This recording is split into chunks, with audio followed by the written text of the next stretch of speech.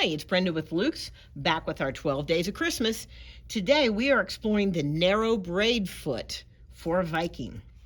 I had the braid slid right under this sweet little hook, and it extends beyond the foot in the back, and we are going to lower our foot and do a nice little zigzag to apply our trim.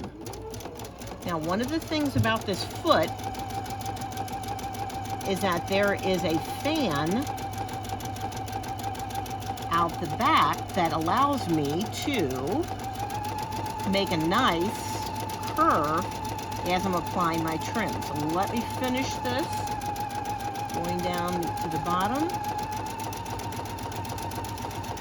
All right.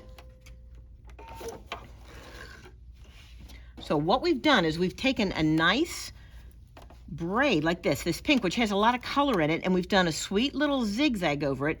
And because my braiding foot, I'm going to pull this off so you can see a little better. The trim goes right under the hook, and then because the braid exits with this fan, it allows me to curve to make my design. So think about adding some braid or some trim using this foot to a Christmas present. I think it'd be a lot of fun, and it's 40% off. Come on in and pick one up. Till next time, it's Brenda with Luke's.